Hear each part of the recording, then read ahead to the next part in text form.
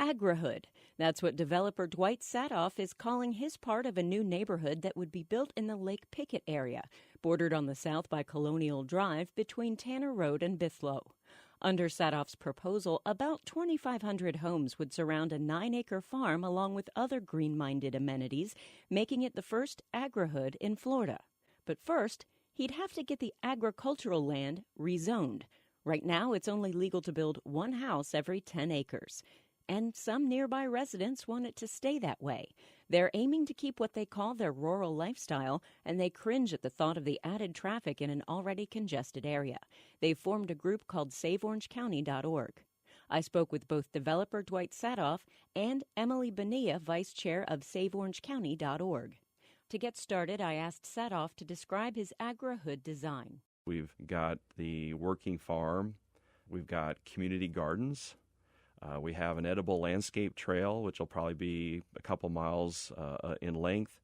We've connected all the neighborhoods. We're really designing the community to promote walkability, bike riding. I mean, really trying to encourage that. Of course, people will still get in their cars, but what we're hoping is that that's somewhat limited to just when they absolutely have to leave the community. But within the community, we want people moving, by foot, by bike, by horse. We have an equestrian component. And in terms of placement, I wanted people, when they came into the community, to be, smacked right in the head with the idea that we're in something special. That the farm and the agricultural theme of the community is right there front and center. We're sitting here in the station in East Orlando. My experience with the traffic along Colonial, it can get tough sometimes. Would there be an additional impact to traffic? Would there be changes to Colonial to mitigate that impact? Yes, and you are right. I mean, East Colonial is a mess. I was thinking that as I was driving to your station and seeing all the new road construction.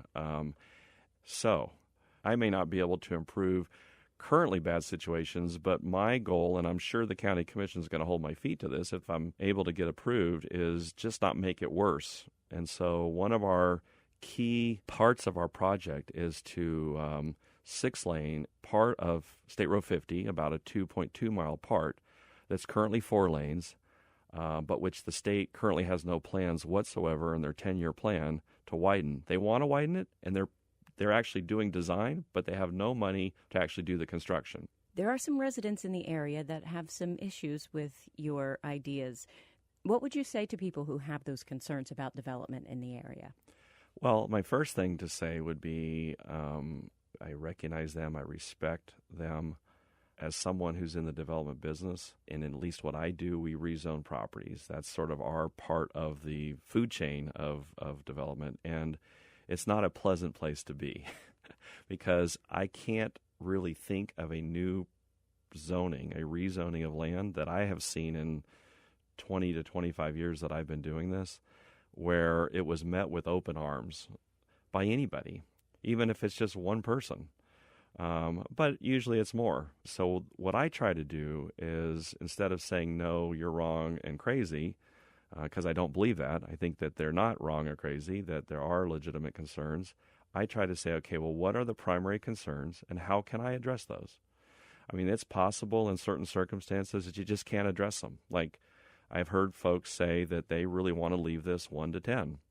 Well, that I can't do. And I actually, as a member of the community myself, don't think that's a responsible thing to do when you consider the growth that we have in Central Florida. But one house per 10 acres along this undeveloped stretch of East Orange County is exactly what Emily Bonilla would like to see.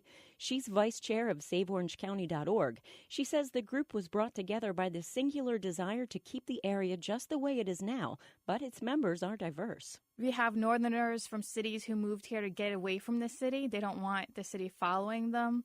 We have southerners who's lived here all their lives who want to preserve the lifestyle that they've had and pass it on to their children. We have environmentalists, we have animal rights people who want to protect exotic and endangered species that are in the area. We also have hunters who is involved too and who's opposed to this development. So we have like animal rights movement people and hunters, which is funny. We have farmers, business owners who you would think would be in support of the development, but they're not because they love the area and the way it is right now. SaveOrangeCounty.org is a diverse group. It isn't just one issue, it's many. What do you say when you hear that there is a proposal to make Colonial Drive 3 lanes in each direction in that area to try and help with some of the traffic that development might bring in? We don't have the infrastructure right there right now to support these developments. So that's another issue, the traffic. We have the rural lifestyle, which we do want to preserve, and there's also the traffic issue. The rural roads we want to keep the way they are.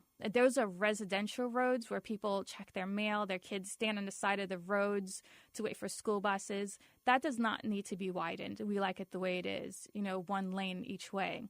50, on the other hand, that needs to be widened. So we do want it to be widened to 3 lanes on each way so that it can help with the traffic that we currently have. If you go ahead and put these new developments in there at the densities they're requesting, 3 lanes isn't even going to be enough. We do know that Central Florida is growing, that there are a lot of new people moving here. What do you say to people who say, well, we need places to put them? I'm so happy you asked that question because there are plenty of places where they can develop right now. There's plenty of vacant land that's already zoned for what they want to do. So that's where they need to start the development. If we need homes, well, there's plenty of land there for them to develop. There's also still a lot of foreclosures and vacant homes. We still have a housing issue here.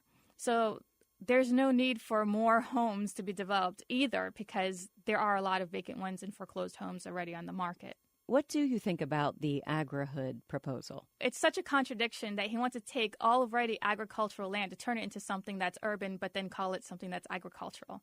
How can you call it agri-hood when the zoning that he's changing it to, Orange County doesn't even allow chickens? So you're going to live in an agri-hood, but you're not going to be allowed to own chickens, goats, or pigs, or anything like that. How is that agri-hood? What would you like to see happen with this land? Stay exactly the same, build a couple of more houses with the current zoning, complete change, all of the above, none of the above? I would love to see 10-acre properties out there, which it's already zoned for, where people can own a piece of the American dream. This suburban sprawl, it's taken away the American dream from a lot of people. That was Emily Bonilla of SaveOrangeCounty.org. Before that, we heard from agri-hood developer Dwight Saathoff. They're on opposite sides of a rezoning battle in East Orange County. County commissioners will hear from community members again before a vote. Nicole Creston, 90.7 News.